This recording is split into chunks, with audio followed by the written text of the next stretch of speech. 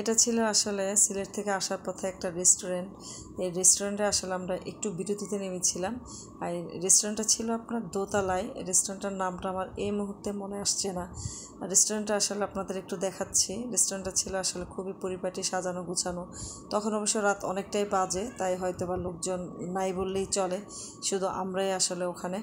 তো এখানে গিয়ে আমার মেয়ের যে কী কাণ্ড কারখানা, সেটা আসলে আপনাদের না দেখালেই নয়। হাসিও পায়, আবার রাগও লাগে। ও ওখানে গিয়ে ওর হাতে দেখেন অলরেডি আপনার একটা আইসক্রিম আছে।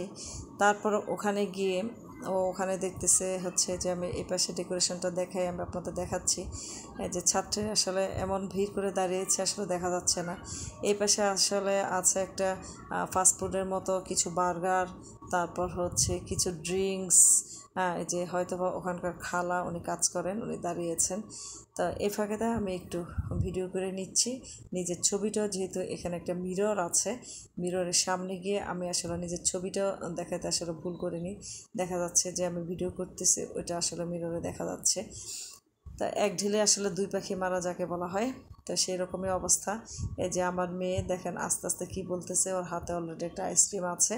ও কন্টিনিউয়াসলি বাইরে যাওয়া মানেই হচ্ছে ও যেখানে দোকান দেখবে সেখানে খাবে। দোকানে যদি একটা চকলেটও থাকে সেটাও খেতে যাবে। ওর এটা হ্যাবিট বলা চলে, একটা অভ্যাস। ছোটো বাচ্চাদের আসলে যা হয়, কিছু খাক আর না খাক, ও আসলে কিনতে চাবে, যেখানে দোকান দেখবে ও কিনবে। তো আসলে এখানে কিছু ফাস্টফুডের দোকান, কিছু ফাস্টফুড আছে, সেটা হচ্ছে খুবই আপনার কম। এই যে দেখা যাচ্ছে যেহেতু রাত অনেক, সেহেতু আসলে দোকানে আসলে কিছু নাই বললেই চলে। কিছু বার্গার রাখা আছে, আর ওই পাশে হচ্ছে কিছু ড্রিঙ্কস আসলে এটা কী টাইপের ড্রিঙ্কস, আসলে এটা হচ্ছে কি বলে যে মজু টাইপের। তাই যে বেলাইচ্ছা দাঁড়িয়েছে, ওটা নিবে, ও খুব জেদ, ওটা না নেওয়া আসবে না। ওখানে দাঁড়িয়েছে, মানে নর্মাল একটা প্রাইস শুনলে আসলে অবাক হবেন। আমার আসলে অবাক হওয়ারই কথা।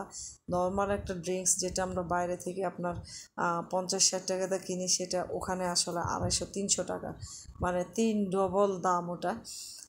তো যাই হোক, ওটাও দেখতেছে। শেষে যখন বুঝালাম তখন আর আসলে নিল না, যেহেতু ওর আইসক্রিম খাওয়াটাও শেষ হয়নি, তাই বলতেছিলাম যে তুমি আগে আইসক্রিমটা খেয়ে নাও, তারপর ওটা কিনে দিব। তো এই যে আমার বেলায় ছাড়ও একটু বোঝাচ্ছেন, ছাত্রীরা অবশ্য কি কিনবে সেটা দেখতেছে। তো আসলে সবাই ক্লান্ত, লং জার্নি করে আসলে সবাই আসলে এখানে এসেছি। আর আমার বেলায় ছাড় আসলে আমাকে কি বলতেছিলেন, আর আমরা দুইজনে খুব হাসাহাসি করতেছিলাম, কথা বলতেছিলাম, এবং কি একটা মজার একটা কথা যেন বলতেছিলাম আমি আর স্যার মিলে। তো এই জন্য দুইজনের খুব হাসি পাচ্ছিল, সবাই মিলে হাসতেছিলাম। আসলে খাওয়ার মতো রুচি নেই, যেহেতু সারাদিন এতই লং ড্রাইভ, লং জার্নি, সেখানে আসলে খাওয়ার রুচি না থাকাটাই হচ্ছে স্বাভাবিক। তো যাই হোক, আসলে কোনো রকমে কিছু খেয়ে তারপর আসলে ওখানে অনেক সময় ছিলাম, পুরো আধা ঘন্টার বোধহয় ওখানে ছিলাম, আধা ঘন্টার মতো। ছাত্রীদের একটা রেস্টের দরকার, কারণ এমনিতেই লং জার্নি, তারপর দীর্ঘক্ষণ বসে থাকতে থাকতে ওদের অবস্থা হচ্ছে নাজেহাল। তাই একটু আর কি বিরতি। তো বিরতিতে আমরা সবাই মন খুলে হাঁটতেছি, একটু কথা বলতেছি, একটু আড্ডা দিচ্ছি, একটু ঘোরাফেরা করতেছি। মানে আমার বেলায় ছেড়ে আসলে কথা বলা শেষ হচ্ছে না, মানে আসলে কি একটা কিছু বলতে চাচ্ছিলেন, এবং আমিও শুনতেছি, সবাই হাসতেছি। তো এই হচ্ছে অবস্থা। আসলে সিলেট যাওয়ার যে ভিডিওগুলো, এগুলো আসলে দেওয়া শেষই হচ্ছে না। আপনাদের পরপর একটার পরপর শুধু আমি ভিডিও দিয়ে যাচ্ছি। আসলে অবশ্যই আমার ব্লগটা শেয়ার করবেন, প্লিজ প্লিজ প্লিজ শেয়ার করবেন, সাবস্ক্রাইব করবেন, তাহলে আমাকে সাপোর্ট করবেন। তাহলে দেখবেন আরও সুন্দর সুন্দর ভিডিও নিয়ে আপনাদের জন্য হাজির হব। এই যে অলরেডি আমি আসলে রেস্টুরেন্ট থেকে বের হচ্ছি, আমরা ইতিমধ্যেই অবশ্য গাড়িতে উঠে যাব। সবাই ভালো থাকবেন, ধন্যবাদ সবাইকে।